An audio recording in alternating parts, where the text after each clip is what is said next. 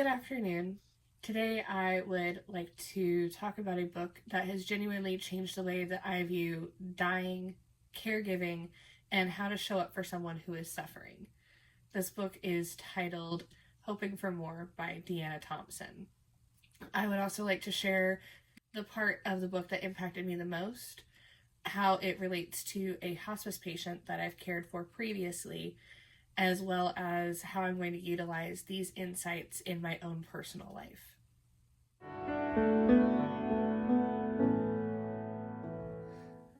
One of the most powerful things in Hoping for More is how honest Thompson is about the emotional contradictions that came with her illness. She doesn't romanticize suffering or pretend it's meaningful in some simple way. Thompson names the messy parts, the grief, the guilt, the gratitude. All of these are tangled together as she battles her cancer. The passage that stayed with me the most was this one. It's humbling to be on the receiving end of such extravagant love. I'm grateful beyond words. I'm also slightly guilt-ridden. What did I do to deserve these gifts? That line hit me hard because she's able to capture something that we almost never admit out loud. That being cared for can feel overwhelming and even uncomfortable at times. We don't always know how to receive grace, even when we desperately need it. This passage from Thompson reminded me about how scripture talks about carrying one another's burdens. In Galatians 6:2, it says, "Carry each other's burdens, and in this way you will fulfill the law of Christ." Compassion is not supposed to be a one-directional act. Thompson shows the spiritual vulnerability of letting other people hold you up.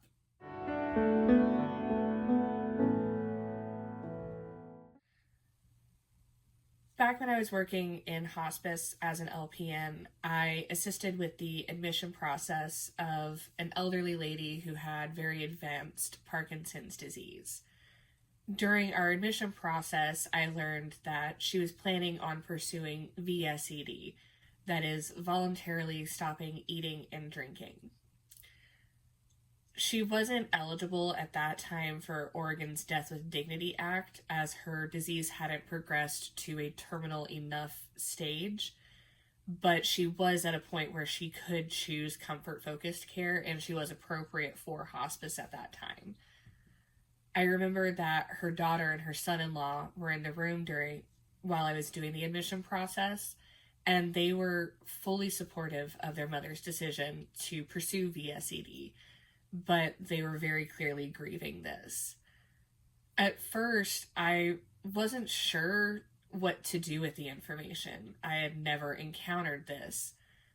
Actually, in any other clinical setting where somebody had refused to eat, it was considered almost like a suicidal ideation. So I chose to reach out to my hospice provider as well as the RN that I was partnered with to give them the information and ask, what do we do with it? They both explained to me that VSED is a legally and ethically supported option within hospice care. This new information allowed me to unify with the rest of the hospice team to help this patient pursue her goal of ending her life with dignity. I remember sitting with this patient and her family and hearing her concerns about being in pain as she progressed towards end of life. It was the thing that she was most scared of.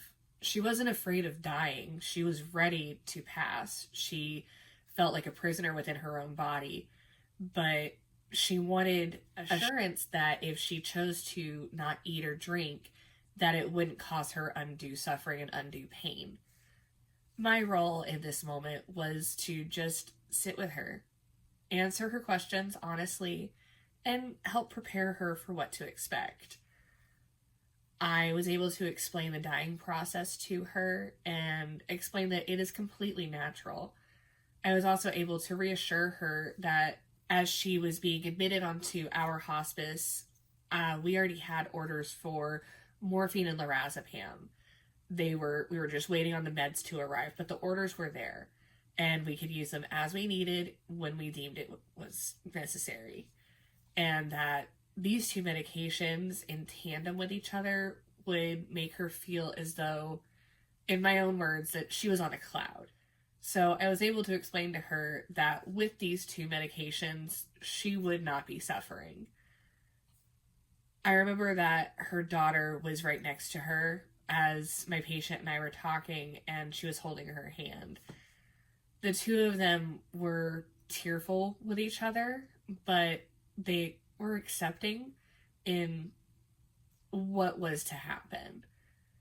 Compassion in this case, it wasn't about fixing anything. It was about being honest and being a steady presence and giving my patient the room to voice her fears without feeling judged. This ties directly back to what Thompson writes about in Hoping for More. She writes about the power of presence, how the embrace of family, friends, colleagues, neighbors, all of them can carry someone through suffering. That's what I saw happening in that room. The suffering was shared. It was not endured alone. Part of honoring my patient's dignity was respecting her decision to pursue VSED. It was not my job to evaluate whether her choice was right or not. It was my job to support my patient in their goals of care. I remember we brought the social worker in to help her and her family prepare for the funeral arrangements very early on. This was a practice that we often utilized in my hospice care because it helped to just alleviate stress for the later parts. Because when someone begins transitioning towards the end of their life, it is so hard to try and talk about a funeral and where do you want the body to go. It's a lot easier when your patient is still awake and alert enough to voice their opinions. Helps take a lot of the stress off of the family. I remember that our entire team went in to check in on this patient pretty consistently to make sure that she was comfortable and that her emotional state was well taken care of.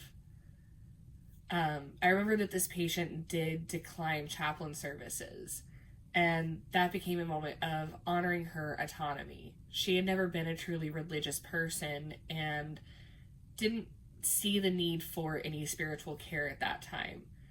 And it was just as simple as, would you like chaplain services? When she said no, we ended the conversation. That said, I always let them know, if this is something that you want to change your mind about later, let me know. We can have another conversation. But always honoring my patient's autonomy is at the forefront of my practice. Sadly for this patient, as she began to pursue VSED, she fell in her apartment and ended up fracturing her hip. This patient wasn't eligible for surgery due to her age and some other comorbidities, and we put her in her bed and began pure comfort measures.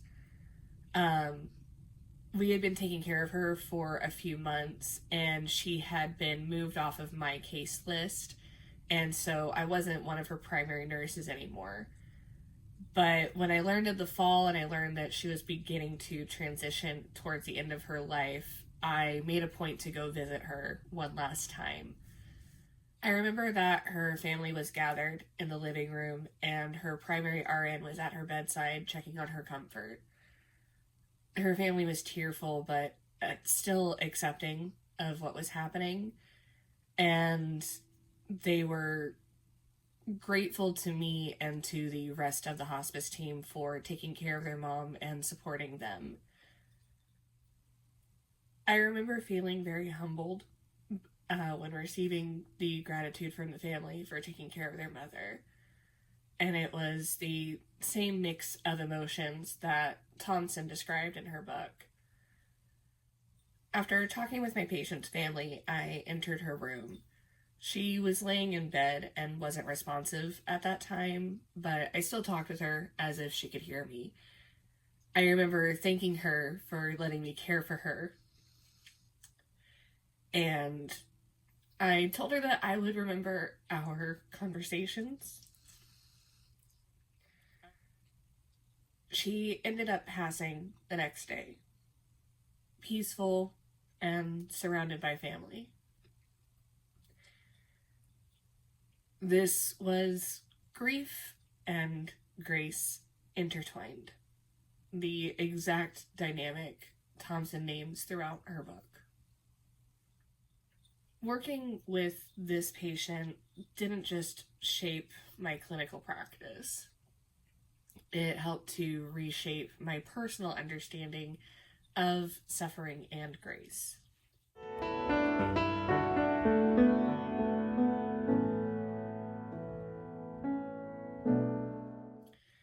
Thompson's work made me reflect on my own experience when caring for my dad. He had stage 4 cancer, and I was his sole caretaker. I was the one that took him to every appointment. I managed his medications. I checked on his pain. All of this long before I entered nursing. And then he died suddenly overnight. Even though I had anticipated his decline, the shock of his passing was overwhelming. People tried to help. They set up a meal train. They checked in on me, tried to make sure I wasn't alone. And like Thompson, I felt that strange mix of gratitude and guilt. I thanked everyone sincerely. I was truly grateful for everything that they were doing. But I couldn't eat anything that anyone brought to me. And when they were there, I was just reminded of the fact that my dad wasn't. I remember that I lived off of a Costco cheesecake because it was the only thing that I could get my mind to want to eat. Thompson gave me language for that experience. She helped me understand that grief and grace can exist in the same moment, and that accepting care is part of being human. It's not a sign of weakness. Her reflections and hoping for more helped to push me to carry that understanding forward in my relationships, to be open, to accept help, and to show up for people in the same way that others showed up for me. Hoping for more didn't just influence how I care for patients, it changed the way I understand my own story.